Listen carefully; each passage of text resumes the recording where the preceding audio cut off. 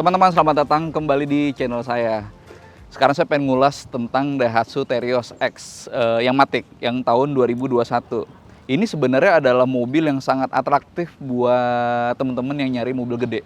Yang budgetnya ini nih, harganya di sekitar 200 jutaan plus minus. Di beberapa pantauan internet gitu ya. Artinya ini bisa menjadi opsi buat teman-teman yang mungkin pilihannya mobil baru tapi lebih kecil kapasitas bangkunya, atau seperti ini SUV 7-seater yang secara kapabilitas menurut saya itu oke, termasuk dengan ground clearance dan ketangguhan dari sistem gerak belakang gitu. Dan sekarang saya pengen bahas kira-kira apa saja kekurangan dan kelebihan, dan siapa tahu diantaranya sesuai dengan kebutuhan dan keinginannya teman-teman yang lagi nyari mobil second seperti ini. Ikuti terus videonya. Kita mulai dari tampilannya dulu teman-teman. Buat saya ini adalah SUV yang real SUV tapi lebih modern. Dibanding yang generasi sebelumnya, Terios sama Rush itu sudah meninggalkan format ban cadangan yang menggantung yang di belakang. Dan buat saya nggak masalah. Nah, ini teman-teman bisa lihat di sini. Yang paling mencolok adalah soal ground clearance-nya. Udah lumayan tinggi sih dibanding mobil lain MPV gitu ya, yang 7-seater gitu. Ada Avanza, ada Xenia, Mobilio gitu misalnya, atau Expander ya, bukan Expander Cross. Itu ini tingginya udah sangat capable buat ngelewatin banyak rintangan, kayak misalnya lubang atau mungkin ada gundukan tanah. Tadi saya pun udah sempat coba jalan-jalan dikit di tanah gitu ya, di banyak ilalang, ngelewatin banyak lubang pun menurut saya ini masih aman. Artinya kalau misalnya teman-teman termasuk pemilik mobil yang suka dengan skenario jalan-jalan ke camping ground gitu misalnya, atau keluar kota yang kira-kira rutenya itu beragam, ada jalan jelek, ada jalan tanah, atau mungkin banyak jalan berlubang, dalam tahap tertentu ini sih aman buat saya. Nggak sampai yang off-road berat gitu ya, tapi buat yang jalan jelek ini sangat aman. Tingginya lumayan. Lalu di sini juga banyak panel-panel yang tahan benturan di over fender maupun yang di sisi bodi gitu. Itu aman buat saya.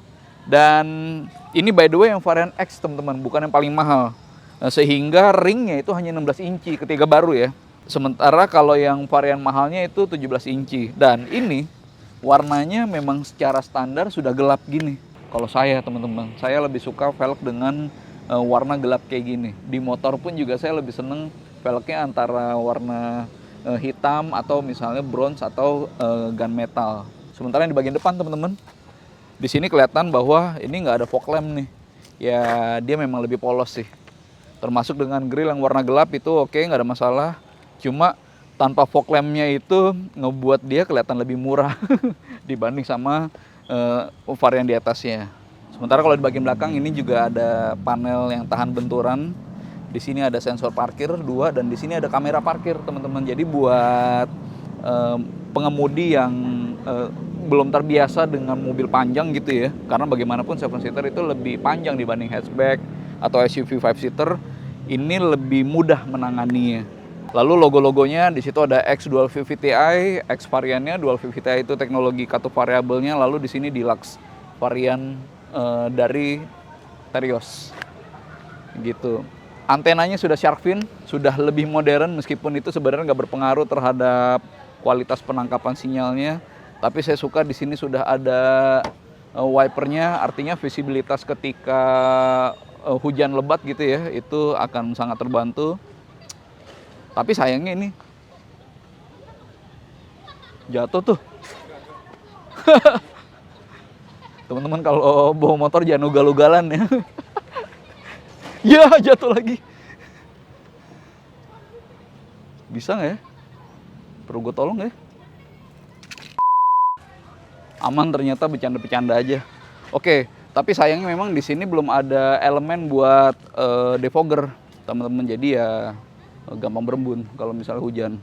Dan sayangnya lagi selain nggak ada defogger di sini bukan tonjolan untuk high mount stop lamp teman-teman. Dan nggak apa-apa sih, yang stop lamp di sini pun juga udah efektif gitu ya untuk ngasih sinyal. Tapi memang kalau misalnya ini ada high mount stop lamp mungkin akan lebih seneng kali ya buat mereka yang suka aksesoris gitu. Lanjut lagi ke samping. Dan oh iya, tadi saya belum sampaikan yang di samping itu sebenarnya yang agak ngeganggu buat saya adalah nih talang air ini teman-teman, yang di kaca paling belakang. Karena sebenarnya ini nggak ada gunanya selain hanya untuk tampilan. Karena kan ini nggak bisa dibuka kan, ini kaca fix gitu. Tapi oke lah kalau buat yang ini ya nggak ada masalah. Cuma ininya ini yang menurut saya useless. Tambahan lagi ini juga belum ada roof rail, jadi kalau mau masang roof box atau roof back atau roof rack perlu pasang mounting tambahan gitu. Tapi secara keseluruhan, secara tampilan dia adalah mobil yang fokus untuk menjadi SUV, nggak seperti misalnya Expander Cross dengan Expander. Expander Cross pada dasarnya adalah Expander biasa yang ditinggiin, kemudian dipasangin over fender. Sementara kalau Terios itu adalah spesies yang jelas berbeda dari Xenia.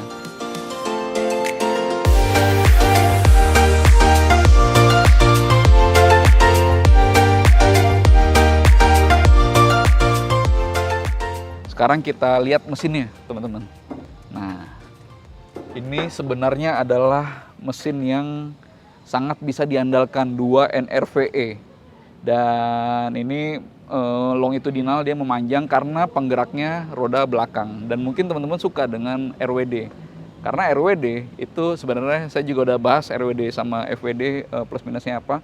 RWD punya kecenderungan untuk lebih tangguh kaki-kakinya karena ban depan tuh nggak fatigue, nggak fokus ke sana.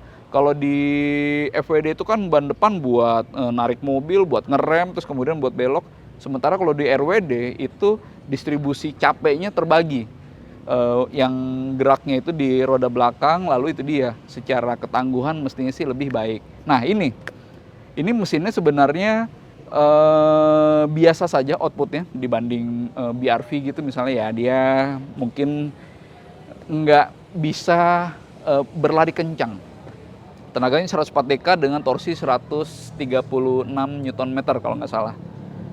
Lalu di transfer ke roda belakang, ini yang saya suka, dengan matic hidraulis gear, bukan CVT. Sekali lagi, kalau soal ketangguhan, matic gear yang hidraulis ya, itu cenderung lebih kuat dibanding beltnya CVT. Lalu soal akselerasi, mungkin teman-teman udah bisa menduga ini bukan mobil yang bisa berlari dengan kencang. 0 sampai 100 dalam keadaan sehat ketika baru waktu itu dites, dapetnya 14,9 detik. Jadi ya kalau nggak mau dibilang pelan ya ini nggak kenceng sih. Ini nggak kenceng sih.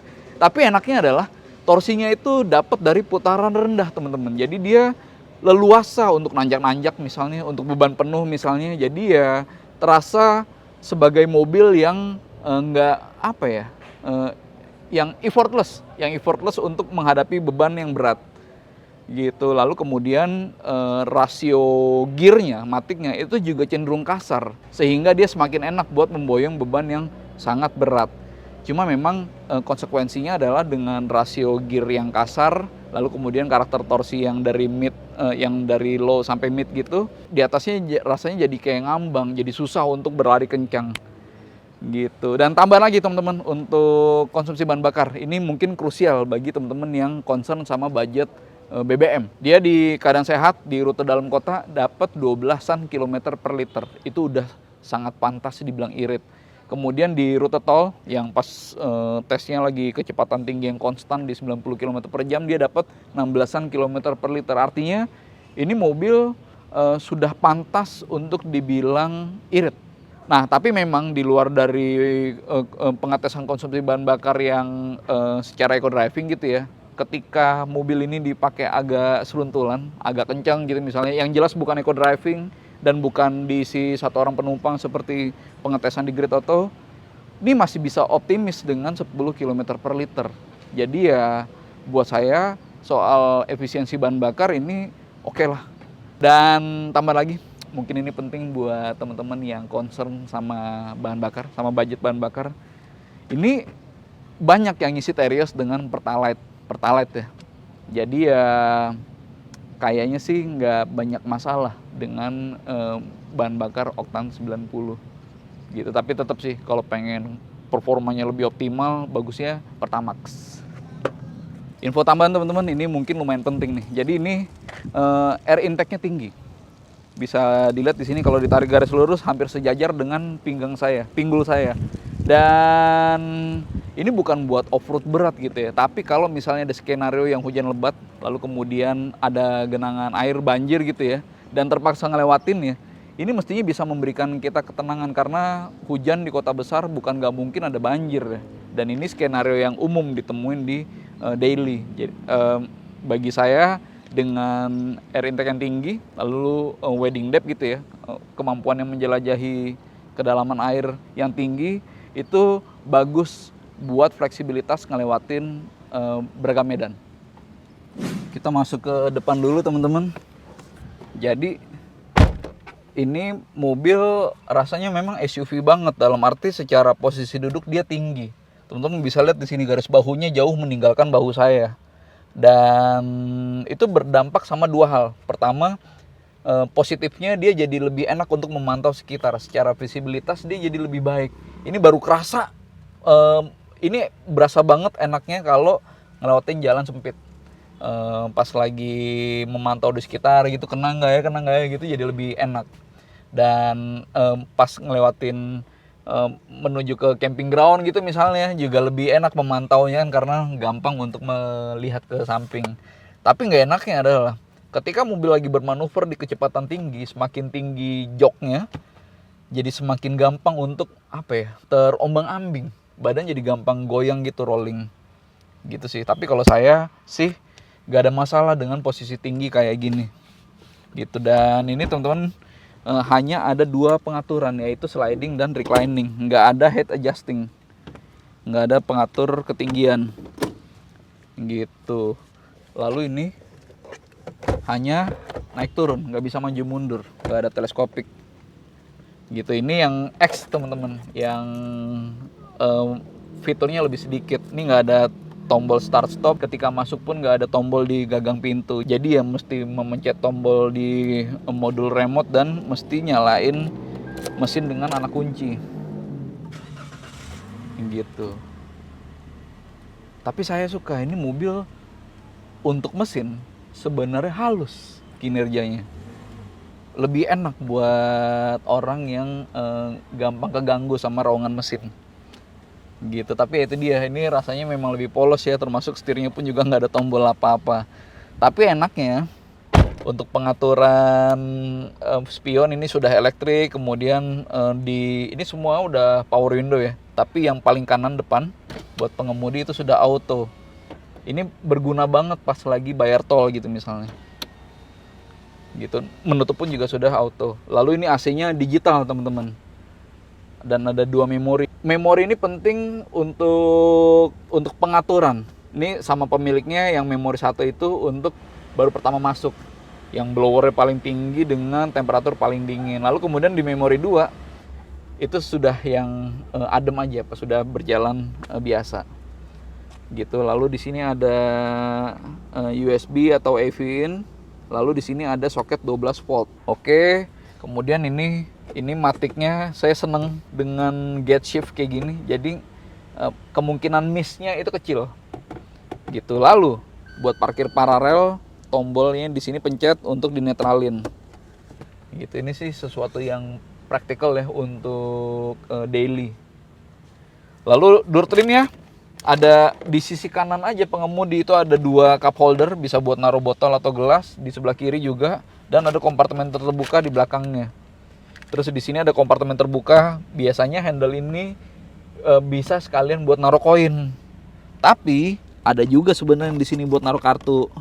Tuh, ini. Lalu di sini ada kompartemen terbuka juga, bisa buat naruh koin lagi, dan di sini juga ada bisa buat naruh HP. Nah, distribusi AC nggak hanya blower yang di sini yang bisa diatur maupun yang di belakang karena double blower, tapi di sini juga ada ventilasi untuk menghembuskan udara secara konstan, jadi lebih merata distribusi udaranya. Lalu head unitnya teman-teman, di sini sudah ada Spotify, ada iPod ready gitu ya. Kemudian ada WebLink. Cuma memang buat saya akan lebih seamless, akan lebih enak kalau dengan Apple CarPlay dan Android Auto. Dan di sini nggak ada. Head unitnya Kenwood, pengaturan audionya pun juga buat saya baik-baik aja gitu. Lalu ada tempat buat naruh kartu, e-tol, flash, Breezy. Nggak hanya di sebelah kanan. Yang kanan bisa buat naruh koin, dan di sini bisa buat naruh kartu. Gitu. Di sini ada panel trim yang modelnya fake stitching. Saya nggak pernah antusias dengan fake stitch kayak gini di sini atau di Vios gitu ya. Kalau menurut teman-teman gimana? Dengan pola jahitan palsu kayak gini sebenarnya oke nggak sih buat tampilan? Kalau saya kurang antusias. Lalu, ada popok. Glove boxnya kecil aja, nggak gede. Selebihnya ya polos aja sih di bagian depan. Nggak ada yang istimewa karena memang ini bukan varian yang paling tinggi sehingga secara fitur bukan yang paling lengkap. Dan ini konsol box di tengah bisa sekalian armrest. Ini sebenarnya udah cukup umum ya di banyak mobil masa kini. Tapi saya suka di tutupnya itu ada kompartemen tertutup tambahan lagi. Bisa buat naruh uang, bisa naruh koin atau misalnya pulpen gitu. Nah, sementara kalau yang di dalamnya, kompartemen utamanya itu sebenarnya nggak gede-gede banget sih. Ya cukupan lah. Bisa buat naruh tempat kacamata misalnya, bisa 2 buah. Lalu di baris kedua, yang pertama saya notice adalah dia slider nih. Bisa lebih lega. Cuma memang rasa tingginya tuh sama kayak di depan. Rasanya tuh tinggi gitu. Ngeliat ke samping gitu ya, lebih leluasa. Dan ini interiornya, joknya itu hitam teman-teman, cuma plafonnya itu warnanya putih.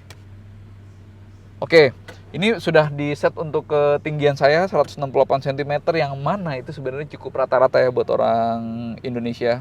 Kelihatan di sini yang paling lega itu ada di lebih dari 10 jari. Kemudian yang paling sempit ini tetap di atas 5 jari teman-teman. Artinya secara legroom dia bagus. Kemudian secara headroom dia sudah lebih dari 5 jari. Jadi saya bisa bilang bahwa untuk akomodasi di jok baris kedua ini benar-benar jauh dari kesan sempit gitu. Dan ini nggak hanya sliding, dia juga bisa reclining gitu ya. Tapi sudut rebahnya ini saya tunjukin dulu. Sudut rebahnya mentok di sini tuh, dan nggak masalah sih kalau buat penumpang baris kedua yang nggak ada orang di belakang gitu. Ini jadinya enak nih, leluasa gitu. Kalau tegaknya, nah ini paling tegak nih, udah kayak ajudan nih. Tegak banget. Oke, di sini ada tonjolan. Oke, ini jadi salah satu kelemahannya mobil gerak belakang nih teman-teman nih, tonjolan yang menjadi ruang bagi kopel di bawah. Nah, di sini ada cup holder juga tambahan. Lalu di bawahnya ini ada panel, sebenarnya sih ini jadi slot buat tambahan kalau misalnya mau nambah aksesoris soket 12 volt gitu ya. Dan sayangnya di sini nggak ada kantong, padahal murah kan ya buat kantong. Tapi di sini nggak ada. Tapi untungnya di sini ada cup holder yang di bagian atas dia leveling gitu atas bawah. Nah, yang sementara yang di bagian bawah itu ada cup holder lagi tambahan, dan di belakangnya tuh ada kompartemen terbuka. Jadi untuk cup holder aja di sebelah sini ada 2, di situ ada 2, dan di sini ada 1. Jadi udah ada 5, yang mana itu praktis hitungannya. Buat keluar kota pasti banyak bawa minuman kecil kan gitu. Nah, duduk di jok tengah, bangku tengah yang di sebelah tengah ini ya nggak lebih enak dari yang sisi sampingnya. Apalagi kan karena ada tonjolan ini nih, jadinya mesti ngangkang mau nggak mau gitu. Lalu AC double blower, 3 ventilasi. Sekarang saya mau ke belakang, cuma ini saya set dulu untuk kelegaan yang wajar lah ya, misalnya di sekitar 10 jari dengan reclining yang cukup rileks. Oke, saya mau ke belakang. Wah, bantal. Ini memang mobil keluarga nih, banyak bantal. Oke, di belakang jelas lebih nggak nyaman dibanding duduk di bangku baris kedua. Dan ini fix, nggak bisa di maju mundur. Tapi untuk recliningnya dia fix juga teman-teman. Oh iya, Ini fix juga nih, nggak bisa direbah tegakkan. Lalu, oke. Ya sudahlah. Kalau buat senderan saya nggak masalah meskipun ini nggak bisa diatur. Cuma soal legroomnya ini benar-benar terbatas nih. Ya bisa dimajuin lagi. Cuma yang di baris kedua ini jadinya lebih terbatas. Gitu. Untungnya di sini sudah ada kompartemen lagi, cup holder ditambah sama kompartemen terbuka. Enak lah nih buat naruh HP, naruh botol minuman, buat naruh power bank gitu. Dan ini modelnya kayak teater gitu teman-teman. Jadi yang ini lebih tinggi dibanding yang jok baris kedua. Ini penting buat perjalanan jauh supaya yang duduk di sini itu bisa ngeliat ke depan. Kalau ketutupan sama headrest atau mungkin bahkan ketutupan sama orang di depannya ini, itu akan jauh lebih membosankan, bahkan bisa nek tuh buat bagi beberapa orang. Kemudian soal fitur safety teman-teman, di sini ada 3 poin seat belt. Cuma dari semua bangku ada 7 seater, yang 3 point seat belt itu hanya 6. Yang tengah di sini nih enggak, nih hanya 2 point. Sayang ya. Sayang sekali. Padahal seat belt kan penting dan nggak ada headrest. Padahal headrest itu penting buat menahan injury ketika insiden. Gitu. Sekarang saya pengen ngeliatin gimana bagasinya yang tersisa ketika semua bangku diaktifkan. Oke. Ini jadi ketika bangku paling belakang diaktifkan, dia masih bisa buat naruh koper cabin size, masih cukup. Dan di sini ada net juga nih. Ini aksesoris dari dealer nih dapat nih. Tuh, ada hooknya juga. Jadi enak buat organizing ya. Termasuk netnya itu yang bisa naruh barang di sini nih. Nih ya. Saya praktekin.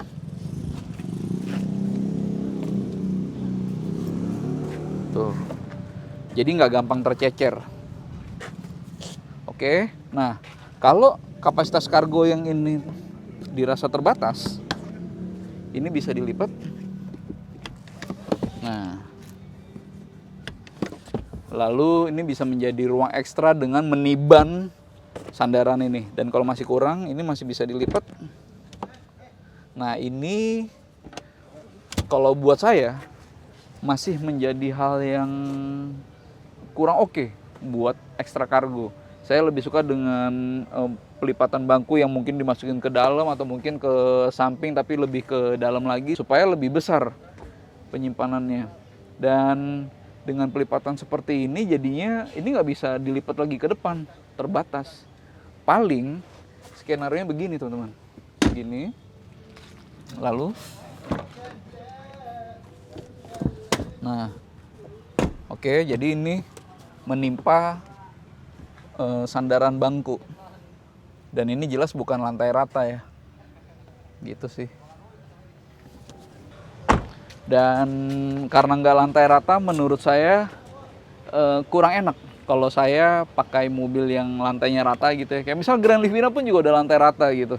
Pas lagi dipakai camping itu bisa menjadi tempat tidur tuh. Tapi ini enggak. Nah, cuma terlepas dari soal kepraktisannya, mungkin desainnya juga tampilannya gitu ya. Tapi ini semua material yang ada di Daihatsu Terios tahan banting, teman-teman. Daihatsu dengan Toyota itu terkenal sebagai produk yang durability-nya tuh oke. Jadi ini model-model kayak gini, mungkin dia bukan yang paling kedap, bukan yang paling solid, bukan yang paling presisi, tapi dia tahan banting.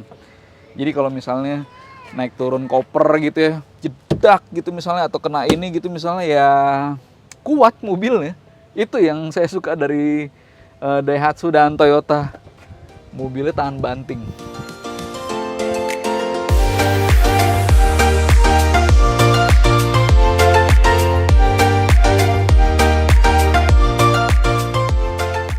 Oke, sekarang saya sudah di jalan.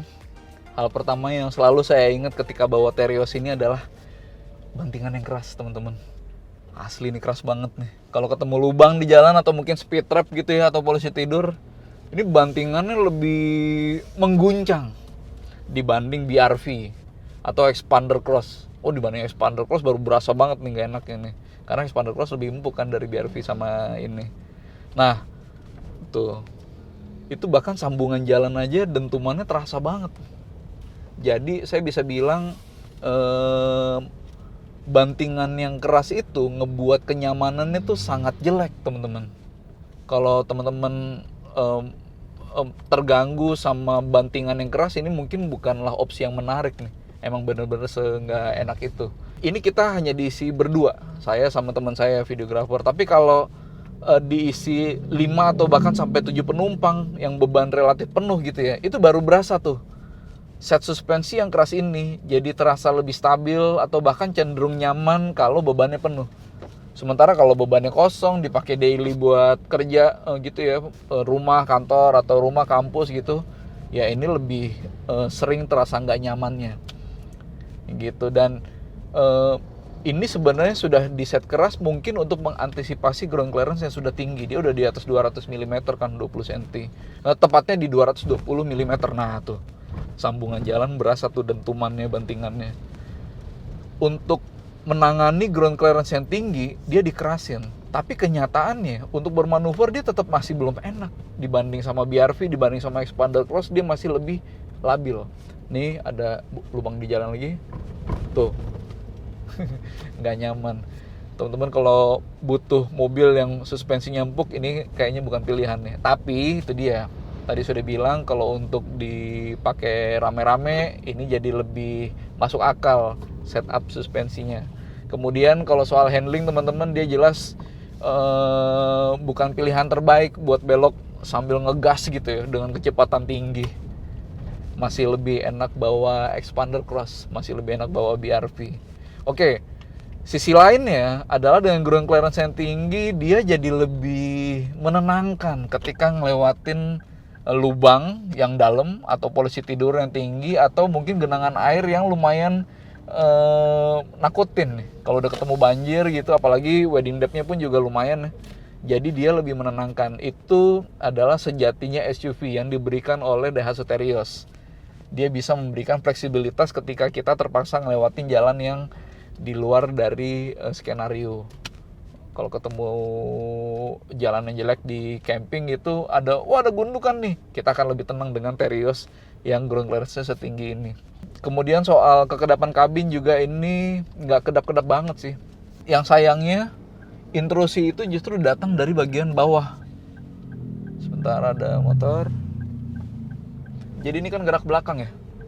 Dan bunyi sistem transmisi itu penghantar tenaga, ada kopel di bawah, bunyi tuh dengung-nyengung. Teman-teman kalau udah terbiasa bawa Terios atau Ras mungkin ya, pasti udah familiar dengan bunyi seperti ini. Bunyi kopel seperti itu sebenarnya cukup awam di mobil gerak belakang. Masalahnya di Terios, peredaman kabinnya itu nggak bagus. Makanya lumayan masuk sampai ke kabin. Gitu. Lalu kalau untuk kecekatan mesin dan transmisi teman-teman, ini gear enak banget nih. Tadi saya udah bilang kalau nih rasionya kasar. Dia jago buat nanjak, buat bawa beban penuh gitu ya. Dan ketika berakselerasi nih sekitar di 20 sampai 40 km per jam rasanya sigap. Tapi di atas 90 km per jam kedengeran nggak? Kedengeran, bener-bener kedengeran ya suara dedut-dedutnya gitu. Kalau di atas 90 km per jam baru terasa nggak enaknya. Mesin tuh kayak udah meraung gitu ya. Dan baik getaran maupun mesinnya nggak lebih halus kalau dibanding kayak CVT yang ada di Honda BRV gitu misalnya. Jadi dia enaknya di kecepatan rendah menengah. Dan karakter seperti itu juga datang dari mesinnya kan, emang enak torsinya kan di putaran rendah. Jadi ya buat bawa beban penuh, ini mobil lebih enak dari set mesin, torsi, kemudian transmisi, lalu kemudian bantingan suspensi. Gitu sih. Oke teman-teman, sekarang kita sampai pada akhir ulasannya. Jadi beberapa hal yang menjadi kelemahan dari Terios X ini adalah, pertama dia varian X, varian bukan yang paling tinggi, sehingga secara fitur dia biasa saja. Lalu yang paling saya ingat mengenai rasa berkendara adalah soal bantingannya yang sangat amat keras.